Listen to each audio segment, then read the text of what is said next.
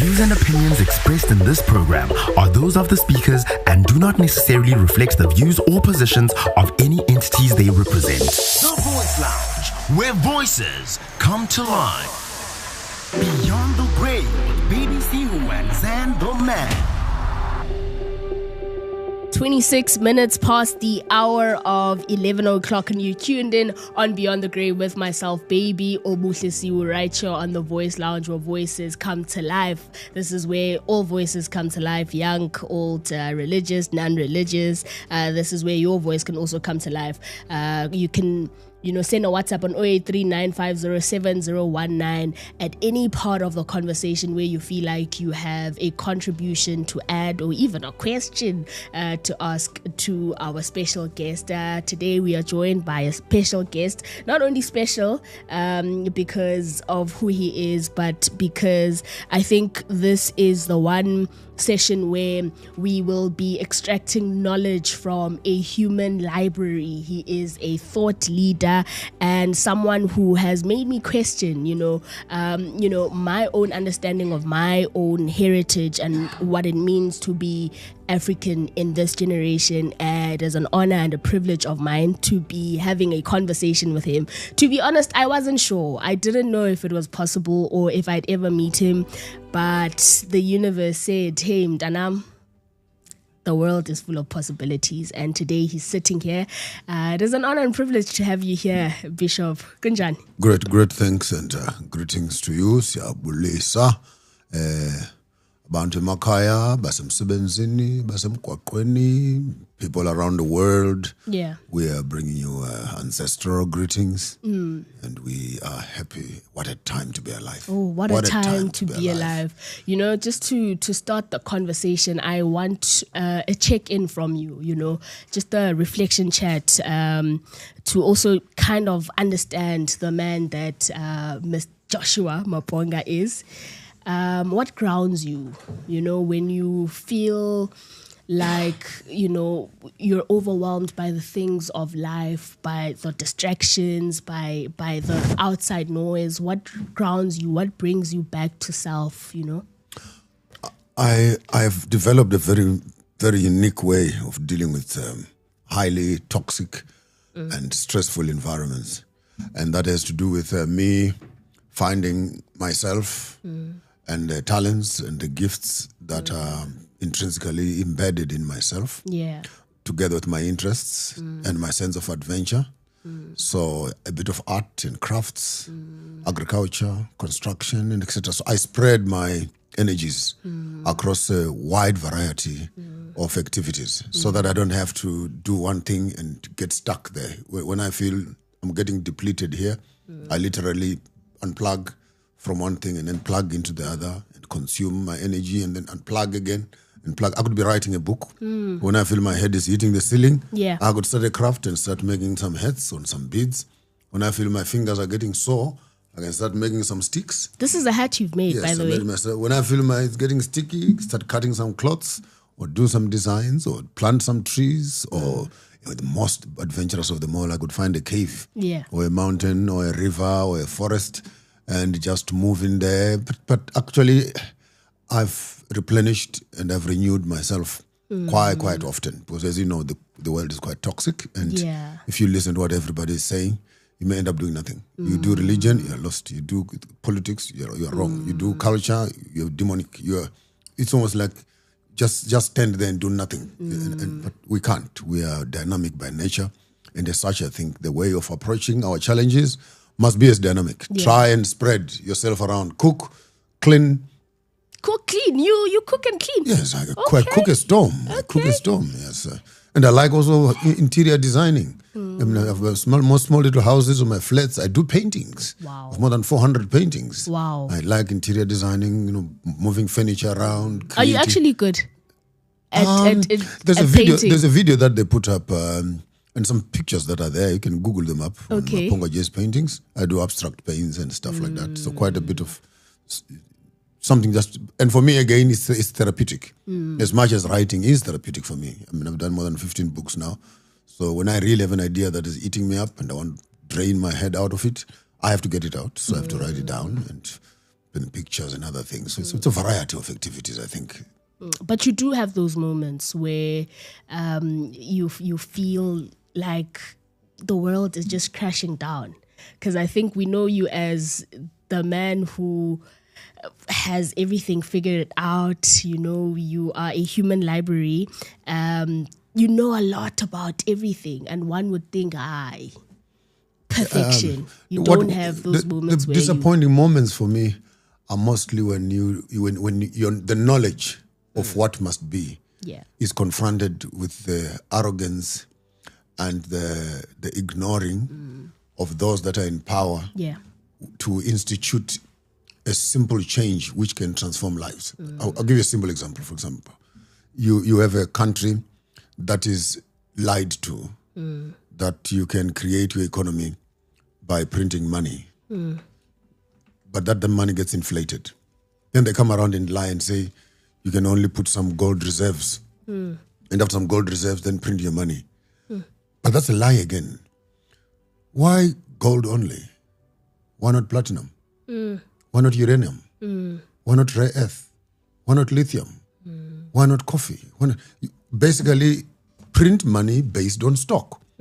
So I look at countries in Africa that have all these resources. And if I was anywhere in a government, near the government, I would build these huge warehouses, where I would stockpile all these resources that I have, quantify them, put an economic value on them, then print money for people to spend based on this. Is that not business? In some certain cases, not even bother myself sending money and EFTs across the world. I want stuff from England, then I'll come here and scoop the amount of what do you want? I want that machinery. What do you have? I have lithium. Then I take my lithium and I give you give me what I want. There's food that is coming. What do you want?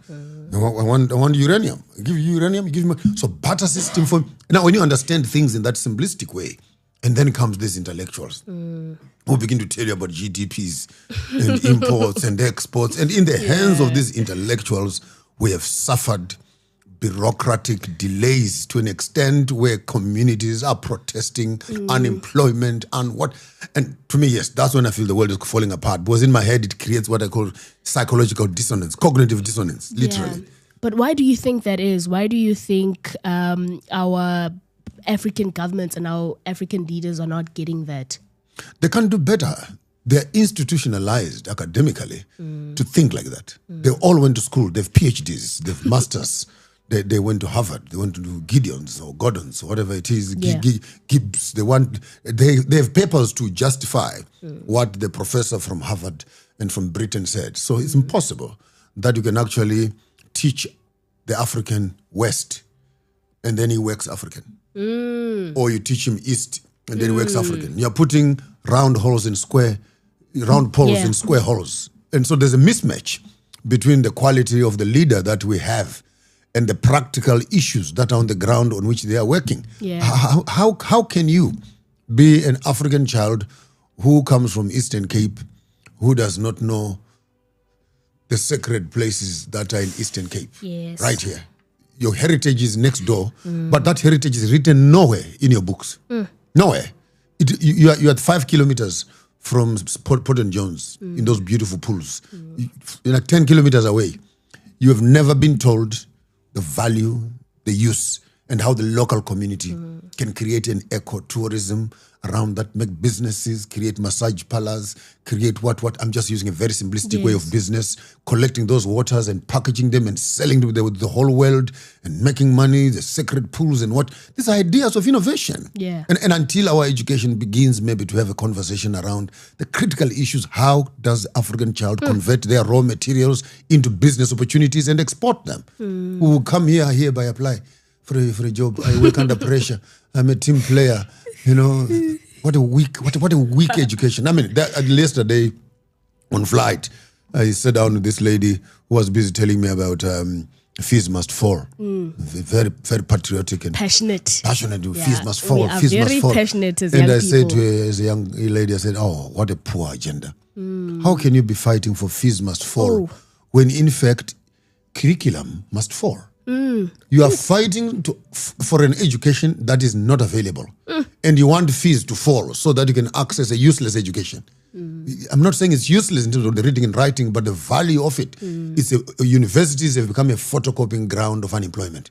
But what should be the agenda? The agenda must be that before you go to school, on your way to school, create a problem paper. Have a problem in the community. Take off your shoes. Walk your streets. Jump the sewage pipes. Yes. See the children playing in the mud. Walk the shacks. See the illegal connections of electricity. Walk into those rooms. See the quality of life people are living. Go to the market. See the taxis. See the rubbish. Yeah. Go to the dam where the water is coming from. See, look around. 2 weeks, 3 weeks. Don't hurry me. And diarize everything that you see. Come back home and now begin to synthesize and say, what am I going to do to solve one of this problem? Maybe 2 or 3 if they are related. Come to me now as an institution of learning. And I sit you down. It's a young lady. So what did you see? You have molded with video clips from your phone. I saw this, I saw this, I saw this. What did you come up with? I think I want to solve the issue of sewage that is seeping in our community. Yeah. Now here is the university is open. Now start studying for To the next solve 4 that years. problem.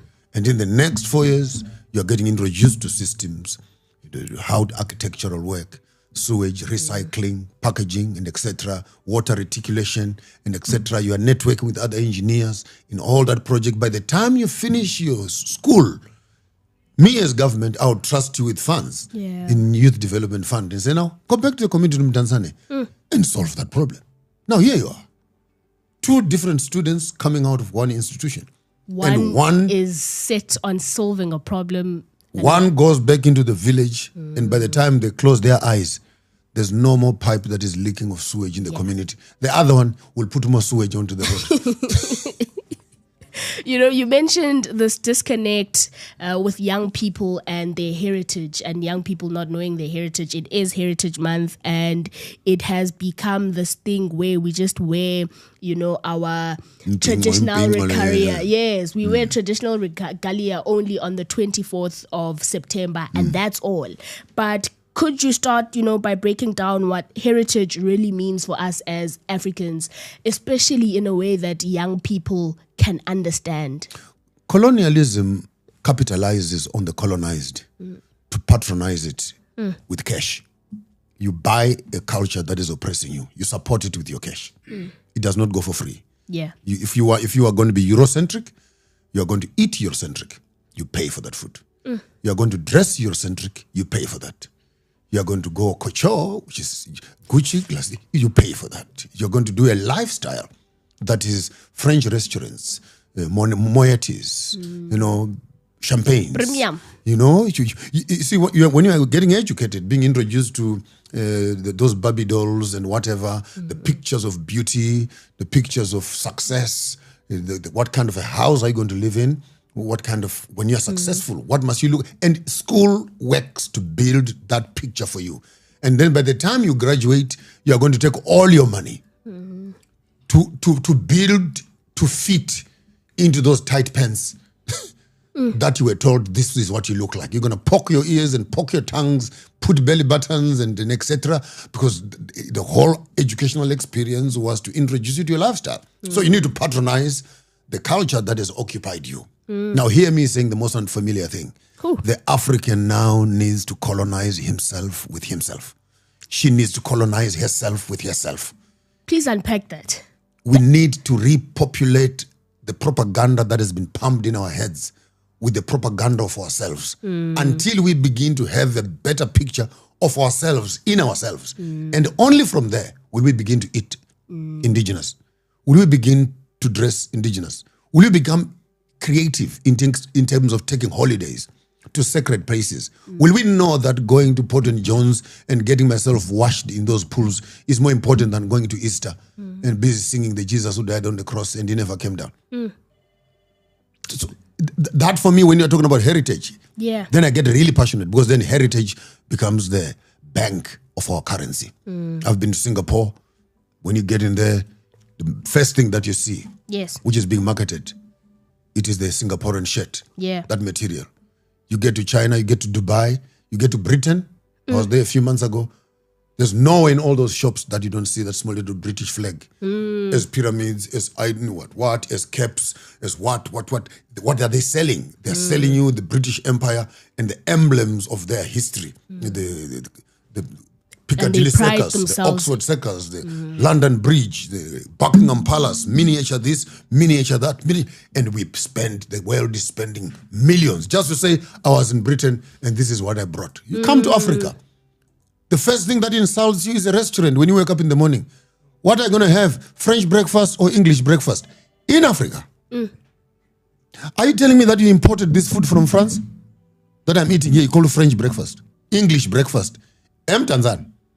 Kuna English breakfast pa. Buzuguti, ibe Buckingham Palace lento, ibe Gaston Bridge, ibe Salisbury. Where is it coming from? So when we begin to patronize our culture, you begin to see the movement of currency. From the working class towards the indigenous organic people, either who are into food production or into clothing manufacturing or innovation or any various forms of medicine, reproduction and other things. I was in a conference yesterday in Victoria Falls where I'm beginning even to advocate of indigenous birth centers. Indigenous birth centers. We have ladies in our community who know how to deliver children. Mahala, no cesarean section. They will even tell you what to eat for the 6 to 7, 8 months. Heal. So that the delivery becomes painless. Eat lots of okra, what, and toward the 7th, 8th month, you're not even allowed to go to the toilet. Because you may think you're doing number 2 and the child is coming out. There's technologies that are there. Some of us know those technologies. And the medical aid is willing to pay. Yes. The hospital, 55,000 to cut your stomach. And by now, you must know, more than 60 to 85% of all births are now cesarean sections. Yeah. Why? Because it is profitable for the medical aids and the business institutions. It's a birth control measure also, because you can only do 2 or 3 children. After that, you can't. Yes. Because we've cut you already, and women have already started believing that women can deliver children naturally. So in a world where I live, when we have these technologies that are here, you are willing to pay 55,000 to get your stomach cut. Or you can go to a hut and sit with the lady there for about 4 or 5 months and you deliver the baby naturally. Why are the medical aids only prepared to pay when you are being cut in a hospital? And they are not prepared to pay the old lady who can get the same job done and done quick and clean. And these are our old ways, how we've been doing things for Look at the change of policy on such a small thing like that. How much money will start moving from medical aids into the houses of the grandmothers who are sitting as Lale and Pa, beginning also to feel the appreciation of, look at the amount of medicines. You go to China, you go to India. There's mainstream medicine, there's alternative medicines. Yeah. And people are actually flying from here to India to go and do alternative medicine. Mai, Faradale, and every South African town, Zimbabwean town has a place where these herbs are. When will our universities and our governments stop calling this a witchcraft act and begin to take these herbs into the laboratories of the cities, To have them. beneficiate them, study them, package them, IP them, domestic use and international use? You get to India, do you want alternative medicine or do you want synthetic medicines? You make a choice. Do you want to deliver naturally or you want to deliver in a synthetic environment? You make a choice. And for me, this is where the business begins to make sense. That heritage, it's not about just putting on a lousy piece of cloth and say I'm celebrating. It has to do with an overhauling from governance. Every government is legitimate. Ask me why. Why? Because the country borders were designed by Berlin Conference. And we were not there when Berlin Conference drew those borders. So any president in Africa who claims to have territory is actually glorifying what Berlin Conference did. So if we remove Berlin Conference, there's no country that remains. So we are dealing with illegitimate governments, implementing an illegitimate legislative framework. Rome and Dutch law. Are we in Rome? Are we in Dutchland here? Do you think then Pan-Africanism would be the solution to that? It's not an ultimate solution, but it's a platform of conversation for serious, internal, critical interrogations to say, why did we go to war to fight for the land to restore it to our kings? But when he came back, Nelson Mandela became the king. Robert Mugabe became the king. Samora Machel became the king. But when you left home, you said you were going to bring back the land to the kings. Now, the presidents and the multinationals are distributing land to each other, which they call state land, which does not belong to them. And the local communities now, in our generation, are beginning to make noise. Look at Wasutu. Begin to say, hey, Mona, look at, okay, let's look at a very interesting scenario. Okay. I know this will cause lots of backlash, but I'm ready for it. If Ntababsihu and Bloemfontein, up to Bethlehem, and Harry Smith can be swallowed back into Lesotho. Yeah. If Mpumalanga and Nelspruit, Kwanyamazana, right up into Witbank, can be swallowed back into Swaziland, Eswatini. And Zeerust, Rustenburg, Lihurutse can be swallowed back into Botswana. Venda, Limpopo from Mapungubuke can be swallowed back into Zimbabwe. Guyana in the other direction can be swallowed back into Mozambique. Yeah.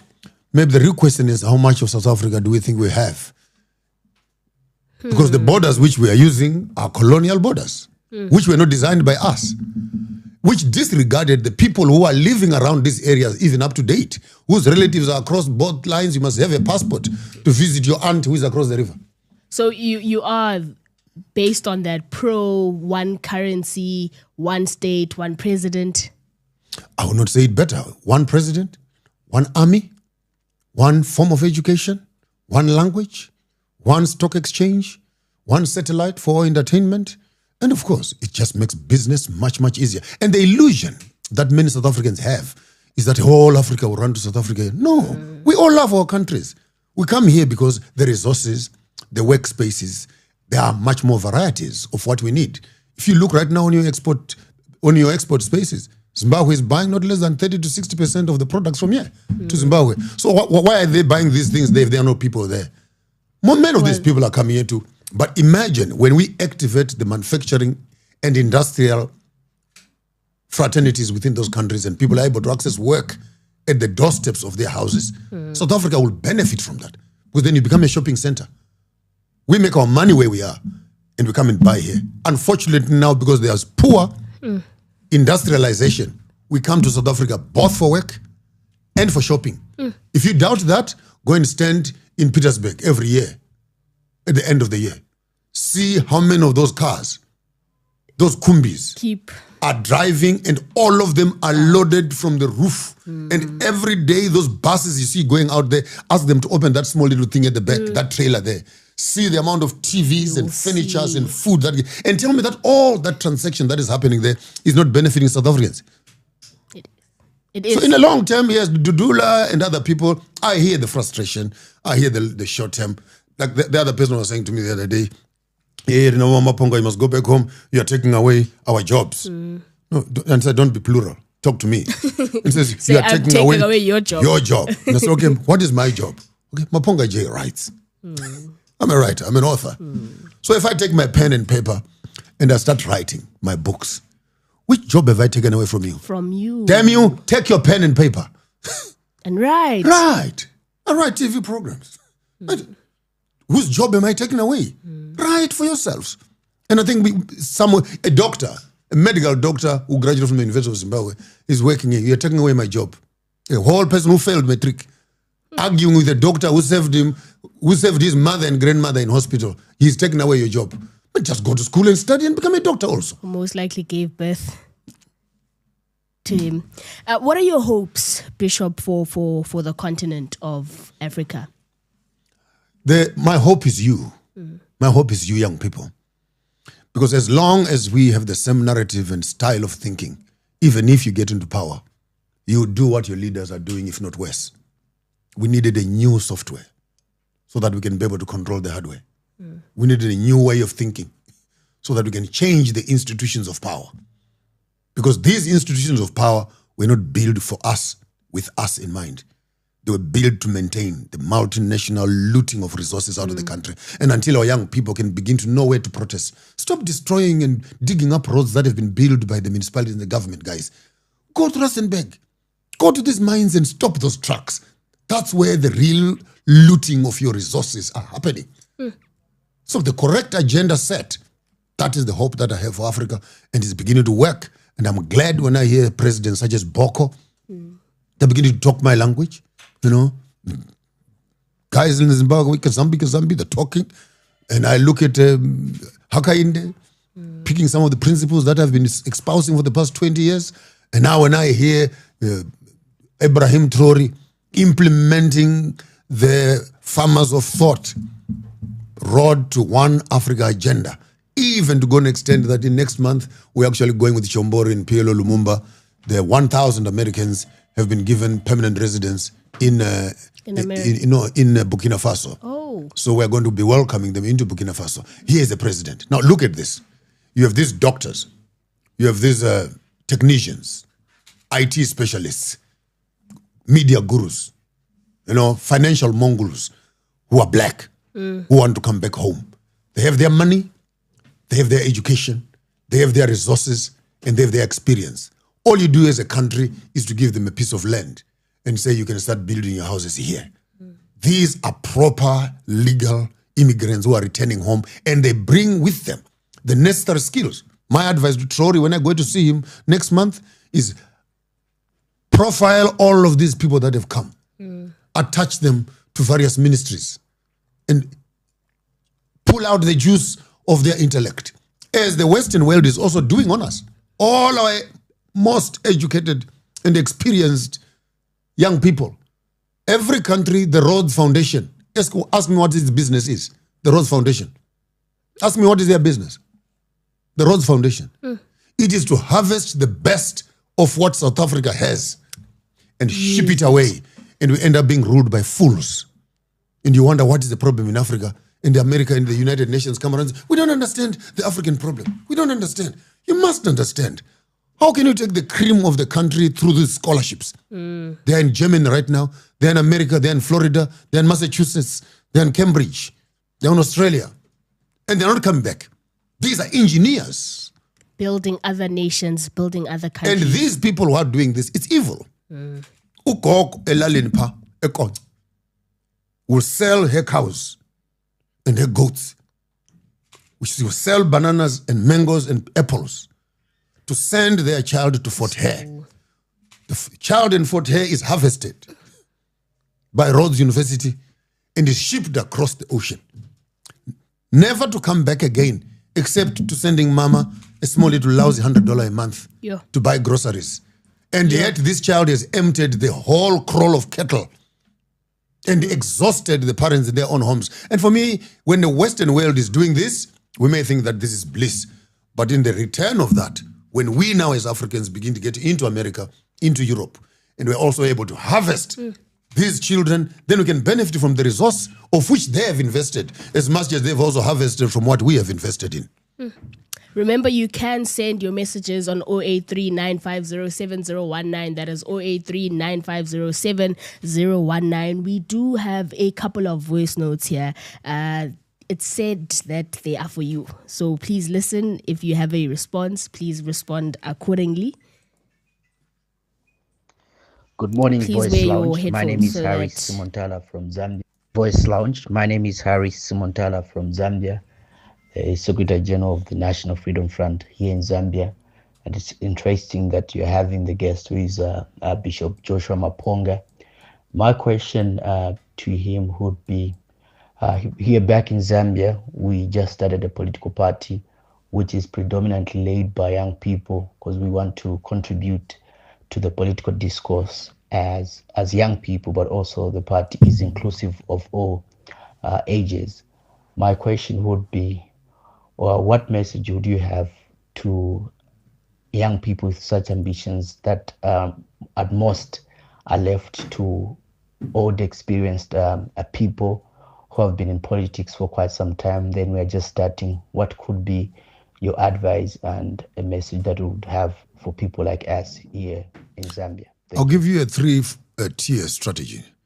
Number one is to mobilize yourselves into a group. Send a few of you to Burkina Faso to study a progressive way of structuring a transformation. The other group, send them into the ruling parties so that they can study how the system is working. Group number three, send them to a Pan-African space, get a good mentor who can begin to do a mental re-engineering. Let us have this conversation after 3-4 years of study. and then we can begin to talk about taking over a country. Most likely, young people will take over the country without a soft way of transformation. That system will swallow you. You won't even remember your name. You will get there and see so much money, you will become more corrupt than the government itself. You will not even know how to welcome an ambassador or how to sign a treaty with the government and how to do a bilateral agreement. And a bunch of young people who are excited about power without experience and knowledge of the system, you are bound to do a mess. Success is when the young people and the old people can join their hands. The experience of the old in the energy of the young is a recipe for success. I thank you. Thank you. Moving on to another one. Dumelang Tete Bishop Mapunga, dumelang le ko wena o butlise. Ke a tshepa le sharp, and this is a very great show. Khopelo butsisa Tete Mapunga, what are your thoughts on poverty? As rona batho ba bantsho, poor because of system, or are we poor because we don't work hard enough? Poverty is Didn't hear that language properly. Poverty is a Western construct, because in our indigenous organic lifestyles, we worked around the homestead when someone was plowing, someone was weeding, someone was feeding the children, someone was preparing food. There was no one who was sitting around at home doing nothing. We all worked. But now with the more modern way of employment, where you are working in a place of engagement for a salary, there seems to be a backlog of those that are not doing anything. But poverty is non-existent in an African environment. Wake up in the morning and do something. Even if you have nothing to do, just clean up the house. Sweep around, weed something, plant a tree. Before you notice it, in the continuous cycle of that task, you begin to realize the profits, the food, the fruits, the etc. And you begin to sell out of that. So poverty, before the white man came here, there was no poor person. There was no poor person at all. Because even when a child was born, they would give him a chicken. The other one brings a goat. The other one brings a sheep. 15, 18 years from then, how many sheep, how many goats, how many chickens will a child have? But this system has been abused. And we are rather opting for naming our children in white names and running away from culture, because culture had all these elements of cushioning poverty. Now we give birth to our children in some weird hospital in the midst of town somewhere, and no one knows who they are and where they are, even their father, who they are. And you walk around them and say they're poor people, they're street children. There can't be any street children, orphans in Africa when your mother's sister is still available, when your father's brothers are available, your uncles are there, and you say an orphan. Since when did an African child become an orphan? It's unheard of. These are Western constructs used by NGOs who come around and want to take our children and harvest them to teach them alternative lifestyles. It's a non-starter. Tembani Red Mkhwebi also has a question. Good morning, Obuhle. Tembani Mkhwebi from East London. What a great pleasure you have brought us today, bringing us the Bishop Mapunga. Could you please ask him from me that he must please do us a favor and continue the African background teachings on family structure, the growth of the youth to adulthood, the behavior, and how to handle society, how to understand the values within society. I think we need more of that from him, that if he continues that way, there is huge and more other blessings that are coming his way. Please ask this dear favor for me from him, so that we can benefit from this rich development that he's bringing to our society. We really appreciate him. And I think only in the now, when you look into the departments of youth and social development, and you see the decay of a nation, and you see the amount of reckless behaviors that are on the road, and then unfortunately our governments are too arrogant, and the population is too religious in a Christian way, and in some certain cases, our society has become too educated for itself. It has become too Too educated for itself. For itself. Yeah, What does that mean? They become too clever for their own history. They cannot. There are solutions that you can find. Okay, let's deal with drug abuse. Okay, it's not just drug abuse. It has to do with imports and exports. It has to do with social re-engineering, inclusive to influences. It has to do with TV and radio, introduction, spaces, education. Then you go to imports and exports, manufacturing, and etc. Corruption within the government, police are involved. The entire system that is breeding this drug addict, who is the final recipient of the disaster, and the family that is affected. There's a whole chain of supply and demand that is being managed by multimillionaires who are sitting in the shadows, who don't even care about that life. All they care about is the profit that they have. Now, when you begin to look at a simple concept of Ubuntu, I am because we are, and how we can inculcate that in the community, here is where I come in as I'm the watcher from the future, living with you in the present, with solutions from the past. What am I talking about? That some of the problems that we are now facing in what we call the future are actually embedded in the rites of passage, which were taught in the past. Even if you don't want to do the traditional stuff, you call Luca and you get boys and circumcised and girls set down, but set up an alternative, more modern way of making sure the same information of preparing youth to pass through adolescence to teenage, whatever, to maturity, to childbirth, to parenting, and etc. That format is there. We're not doing a vacuum here. Our forefathers knew that some certain things, Manaka, some certain things are ready, but you're not ready. The fact that your breasts are coming out and your periods are running and you're having wet dreams does not mean you're ready to be a father. Because fatherhood has nothing to do with erection. It has to do with feeding children. It has to do with looking after them as you're looking over yourself. It has to do with their medical conditions. It has to do with taking them to school. It has to do with putting a shelter over their heads. Now, do you have capacity to do that at an early age of 14, 15, 16 years? So there's nothing wrong with having sex. Even at an early age.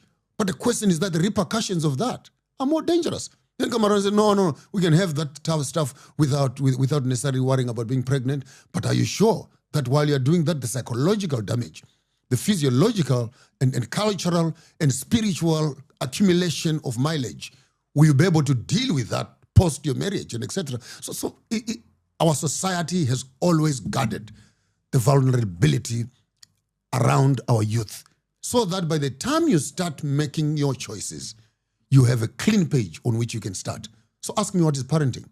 Parenting is when you are hard on your children until they are ready to take responsibility over their own lives. Get out of my door. Go and do what you want with your life. So but I'm giving you soft parenting. I am giving you a clean page. Soft parents, by the time I'm done with you have 3 pages left. 3 pages left, all full of stamps. Only 3 left. In some certain cases, the ovaries have been taken. In some certain cases, you are already important. You have suffered gonorrhea and syphilis 15, 20 times. In some certain cases, you are even HIV positive. In some certain cases, you are psychologically damaged. You've gone through 15, 26 abortions. And here you are now trying to be a mother and a prayer warrior because you don't have children. And we call that parenting. I'm saying hard parenting simply means that bring them up well, restrict their freedom, and by the time they can make decisions for themselves, hold them accountable to their own choices. Let's just take 2 final questions and let you go. You once said that our grandparents are laying in the graves, but they're laying in the graves, but their heritage is in our DNA and it's in our bones. They are alive in our bones. They are alive in our bones, yes. This is from Uqeqa Zondeka, and he's asking, is that what you meant by ancestral memory? Please unpack it a bit more. I still don't get it. You will get it slowly, but I'm glad he remembers that part. It's a seed of a mango that you're holding in your hand. And when you put it in the ground, the seed of the mango dies to being a seed, comes out as a tree. Is that still the mango? And then it grows to become a tree, and it transforms from being a tree into becoming a fruit.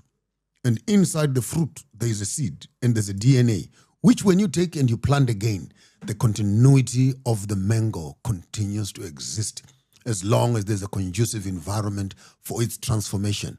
So me and you, from the time, whatever it is, God or the universe created life, I have never died. I have just changed from seed to tree, to fruit, to seed, to tree, to food, with the same DNA. If they are these big mangoes, they continuously become big mangoes from one ground to another ground. But the DNA of the mangoes continues to exist as long as there is seed and planting and harvesting and replanting. The continuity of life of our ancestors is as living as transmission of DNA. For you to remember what the original tree was, for you to remember which ground you started from, now that is reawakening ancestral memory, which is now walking back to say, okay, by the time I'm planted the corn, I used to be in KwaZulu-Natal. This same fruit you're eating now, it started off in Zambia. It started off in Embo, following up so that I can see mutations and changes in terms of the quality of which I am now. And if I can walk back as a human being, I'm not a fruit, of course, but as a human being, if I can walk back and retrace myself, I may be able to find my original language, my original relatives, my original environment of preference. You don't even know where Embo is. Embo is in the Great Nelubale, in Sese Islands, right there in the Rift Valley of Serengeti and Pemba, where the water comes out from the belly of the earth into making the Lake of Nelubale, which is called Lake Victoria, where humanity is said to have started. And there you are. So going back there and reconnecting some of these steps would most likely give you the ambience of Mount Kenya. You meet Wanjiru, you meet Embo, the mother of the tribes of the south, and you meet the Wagimas, and you begin to learn all these beautiful parts of history, the migrations of our people coming to the south from the central part, not for the first time, but for millions and thousands of years. We've been going up and down this continent as the people of color. Now to relive that's ancestral memory. So yes, our ancestors are lying in the graves, but they are alive in our bones. We'll take the final question, and this is Unandipa. Uyabuzwa yena Unandipa ubana. In order to be African, must you be black? Can a white person can a white person born in Africa be considered an African? In essence, what is an African? Oh, that's a beautiful question. Can an African child born in Europe be a European? Ooh. Can an African child born in China be called Chinese? I can't say more than that. It takes common sense. This brainwashing from the academic institutions, based on the constitution, that you belong and you become part of the country on which you are born. South Africa belongs to all those that live in it, and which is a pile of rubbish. Britain does not belong to all those that are born in it and live in it. America does not belong to those that are born in it and live in it. So why must Africa belong to those that are born in it and live in it? It's to accommodate the Ruperts, to accommodate the white people, white capitalists who are here, who want to define themselves in our own constitutions and have access to our land as much as we do. It's a political statement to ask me that a white man born here can be an African. Bugger off. Still European. Living in Africa. Unapologetically, so you say that.